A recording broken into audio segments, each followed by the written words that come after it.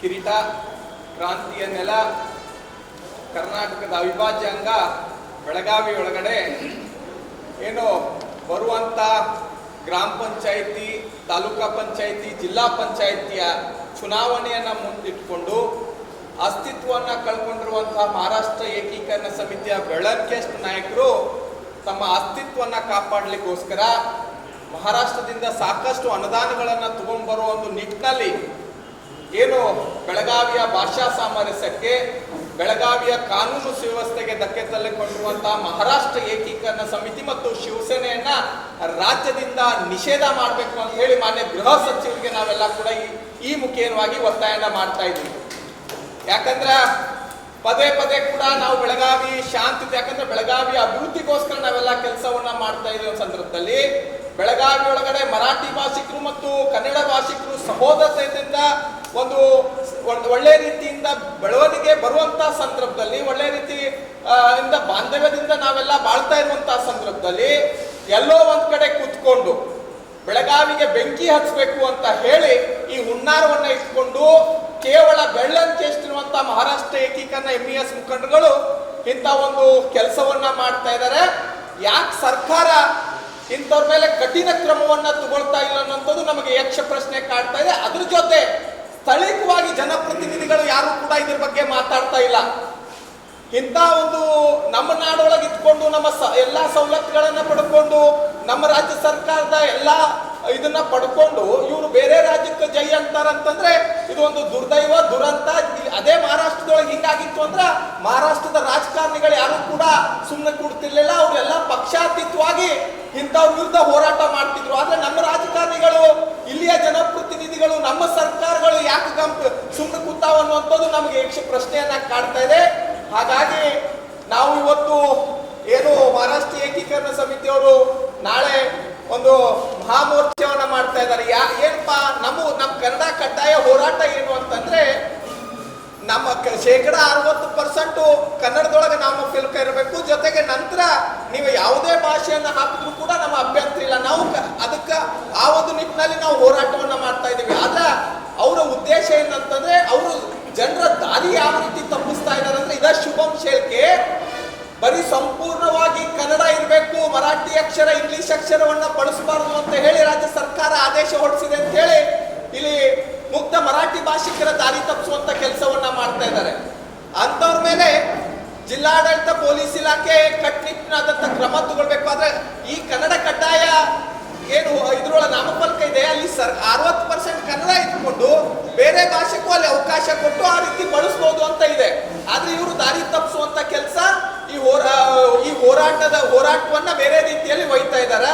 ಹಾಗಾಗಿ ಸರ್ಕಾರ ಅಂತವ್ರ ಮೇಲೆ ಕಟ್ಟುನಿಟ್ಟಿನವಾದಂತ ಕ್ರಮವನ್ನ ತಗೊಳ್ಬೇಕು, ಸಂಪೂರ್ಣವಾಗಿ ನಿಷೇಧ ಮಾಡಬೇಕು. ಆಮೇಲೆ ಜಿಲ್ಲಾಡಳಿತ, ಪೊಲೀಸ್ ಇಲಾಖೆ ಪ್ರತಿ ಸಲನೂ ಕೂಡ ನಾವು ಅನುಮತಿ ಕೊಟ್ಟಿಲ್ಲ ಅಂತ ಹೇಳ್ತಾರೆ. ನಿನ್ನೆ ಮಾನ್ಯ ಪೊಲೀಸ್ ಆಯುಕ್ತರು ಕೂಡ ಅನುಮತಿಯನ್ನ ಕೊಟ್ಟಿಲ್ಲ ಅಂತ ಆದ್ರೆ ಅವ್ರಿಗೆ ಅವಕಾಶ ಕೊಡ್ತಾರೆ. ಅವಕಾಶ ಯಾಕೆ ಕೊಡ್ತೀರಿ ಅಂತ ನಮ್ಮ ಪ್ರಶ್ನೆ.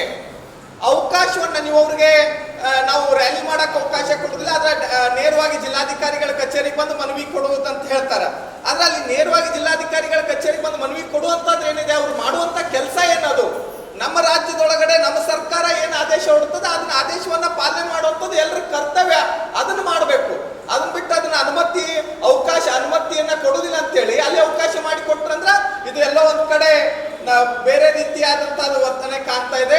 ಹಾಗಾಗಿ ನಾವು ಇಲ್ಲಿಯ ಜನಪ್ರತಿನಿಧಿಗಳಿಗೆ ಮತ್ತು ಇಲ್ಲಿಯ ರಾಜ್ಯ ಸರ್ಕಾರಕ್ಕೆ ಒತ್ತಾಯನ ಮಾಡ್ತಾ ಇದೀವಿ. ಜಿಲ್ಲಾಡಳಿತ ಯಾವುದೇ ಕಾರಣಕ್ಕೂ ಇಂಥವ್ರಿಗೆ ಅವಕಾಶ ಮಾಡಿಕೊಡಬಾರ್ದು. ಒಂದ್ ವೇಳೆ ಅವಕಾಶ ಮಾಡಿಕೊಟ್ಟಿದ್ದೆ ಆದಲ್ಲಿ ನಾವು ಕೂಡ ಕರ್ನಾಟಕ ರಕ್ಷಣಾ ವೇದಿಕೆ ನಾಳೆ ದಿವಸ ನಾವು ಅಲ್ಲಿಂದನೇ ಒಂದು ಕನ್ನಡ ಕಡ್ಡಾಯಕ್ಕಾಗಿ ಸ್ವಾಭಿಮಾನದ ರ್ಯಾಲಿ ಮಾಡುವುದ್ರ ಮುಖೇನವಾಗಿ ಮಹಾರಾಷ್ಟ್ರ ಏಕೀಕರಣ ಪುಂಡರಿಗೆ ತಕ್ಕ ಪಾಠವನ್ನ ಕಲಿಸ್ತೀವಿ. ಜೊತೆಗೆ ಕೆಲವೊಂದು ಪತ್ರಿಕೆಗಳಲ್ಲಿ ಕನ್ನಡಿ ಗುಂಡಾಗಳಂತ ಬರೀತಾರ, ಕನ್ನಡ ಭಾಷೆ ಸಹೋದರ ರೀತಿ ಎಲ್ಲ ಇರ್ತೀವಿ ಅಂತಾರ, ಮತ್ತೊಂದು ರೀತಿಯಾಗಿ ಬೇರೆ ರೀತಿಯಾಗಿ ಅಲ್ಲೇ ಪದವನ್ನ ಬಳಸ್ತಾರ.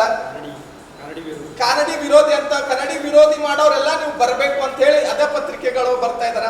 ಇಂಥ ಪತ್ರಿಕೆಗಳಿಗೆ ನಮ್ಮ ಸರ್ಕಾರದವರು ಅನುದಾನವನ್ನ ಕೊಡ್ತಾರ, ಜಾಹೀರಾತುಗಳನ್ನ ಕೊಡ್ತಾರ. ಯಾರು ನಮ್ಮ ರಾಜ್ಯದ ವಿರುದ್ಧ, ನಮ್ಮ ಸರ್ಕಾರದ ವಿರುದ್ಧ, ನಮ್ಮ ಜಿಲ್ಲಾಡಳಿತದ ವಿರುದ್ಧವಾಗಿ ಯಾರಾದ್ರೂ ಬರೀತಾ ಇದ್ದಾರೆ ಅಂತವ್ರಿಗೆ ನೇರವಾಗಿ ಅನುದಾನ ಆಗಿರ್ಬೋದು, ಜಾಹೀರಾತುಗಳನ್ನ ನಾವು ನಿಲ್ಲಿಸಬೇಕು ಅಂತ ಹೇಳಿ ಒತ್ತಾಯನ ಮಾಡ್ತಾ ಇದ್ವಿ. ಯಾಕಂದ್ರೆ ಅವ್ರ ಮುಖೇನವಾಗೇನೆ ಈ ಭಾಷಾ ಸಾಮರಸ್ಯಕ್ಕೆ ದೊಡ್ಡ ಒಂದು ಉರಿಯುವಂತ ಬೆಂಕಿಗೆ ತುಪ್ಪ ಸುರಿಯುವಂತ ಕೆಲಸವನ್ನ ಮಾಡ್ತಾ ಇದ್ದಾರೆ. ಹಾಗಾಗಿ ನಾವು ಕೂಡ ಎಲ್ಲ ಒತ್ತಾಯನ ಮಾಡ್ತಾ ಇದ್ವಿ. ಕರಾಳ ದಿನಾಚರಣೆ ಆಗಿರ್ಬೋದು, ನವೆಂಬರ್ 1ನೇ ತಾರೀಕು ಕೂಡ ಇವರು ಕರಾಳ ದಿನಾಚರಣೆಗೆ ಅವಕಾಶ ಕೊಡುವುದಿಲ್ಲ ಅಂತ ಹೇಳಿ ಅವಕಾಶ ಕೊಟ್ಟರು. ಇಲ್ಲಿ ಚಳಿಗಾಲದ ಅಧಿವೇಶನ ನಡೆಸುವಂತ ಸಂದರ್ಭದೊಳಗಡೆ ಮಹಾಮೇಳವನ್ನ ಮಾಡ್ತಾರೆ. ಇಂಥ ಸಾಕಷ್ಟು ನಿನ್ನೆನೂ ಕೂಡ ಮಹಾರಾಷ್ಟ್ರ ಸರ್ಕಾರ ಅವ್ರಿಗೆ ಮಂಗಲಾರತಿ ಮಾಡಿದೆ. ನಾಚಿಕೆ ಆಗ್ಬೇಕು ಮಹಾರಾಷ್ಟ್ರ ಏಕೀಕರಣ ಸಮಿತಿಯವ್ರಿಗೆ, ಶಿವಸೇನೆ ಅವ್ರಿಗೆ. ಮಹಾರಾಷ್ಟ್ರದವ್ರಿಗೆ ಇವ್ರಿಗೆ ಅವಕಾಶ ಮಾಡಿಕೊಡ್ಲಿಲ್ಲ ಅವ್ರಿಗೆ ಮನವಿ ಪತ್ರ ಕೊಡ್ಲಿಕ್ಕೆ. ಇದು ನಿಜವಾಗ್ಲೂ ನಾಚಿಕೆ ಆಗ್ಬೇಕು. ಇನ್ನಾದ್ರೂ ಅರ್ಥ ಮಾಡ್ಕೊಂಡು ಕರ್ನಾಟಕದೊಳಗಡೆ ಕನ್ನಡಿಗರಾಗಿ ಬದುಕಬೇಕು ಅಂತ ಹೇಳಿ ನಾವು ಈ ಮುಖೇನವಾಗಿ ಅವ್ರಿಗೆ ಎಚ್ಚರಿಕೆಯನ್ನ ಕೊಡ್ತಾ ಇದೀವಿ. ಇನ್ನು ನಿಮ್ಮ ಪುಂಡಾಟಿಕೆಯನ್ನ ನಾವು ಸಹಿಸುವುದಿಲ್ಲ ಯಾವುದೇ ಕಾರಣಕ್ಕೂ. ಪದೇ ಪದೇ ಇಂಥ ರ್ಯಾಲಿಗಳನ್ನ ಮಾಡಿದ್ರೆ ಬೆಳಗಾವಿಯ ಕಾನೂನು ಸುವ್ಯವಸ್ಥೆ ಹದಗೆಡ್ತದ. ಕರ್ನಾಟಕ ರಕ್ಷಣಾ ವೇದಿಕೆ ಕಾರ್ಯಕರ್ತರು ಯಾರು ಕೂಡ ಕೈಗೆ ಬಳೆ ಹಾಕೊಂಡು ಕೂತ್ಕೊಂಡಿಲ್ಲ. ಇಂಥ ಪುಂಡ್ರಿಗೆ, ಇಂಥ ಗುಂಡಾಗಳಿಗೆ ನಾವು ಏನು ಉತ್ತರ ಕೊಡಬೇಕು ಅನ್ನುವಂಥದ್ದು, ಯಾವ ರೀತಿಯಾಗಿ ನಾವು ಪಾಠವನ್ನ ಕಲಿಸ್ಬೇಕು ಅನ್ನುವಂಥದ್ದು ಗೊತ್ತಿದೆ.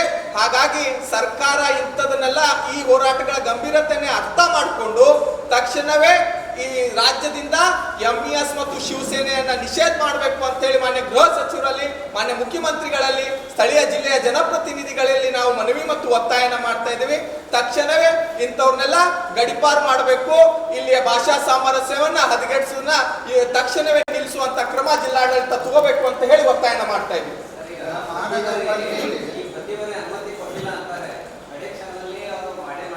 ಹೌದು, ನಮಗೂ ಕೂಡ ಅದೇ ಅನುಮಾನ ಕಾಡ್ತಾ ಇದೆ. ಎಲ್ಲೋ ಒಂದ್ ಕಡೆ ಕಾನೂನು ಕೈಗಳು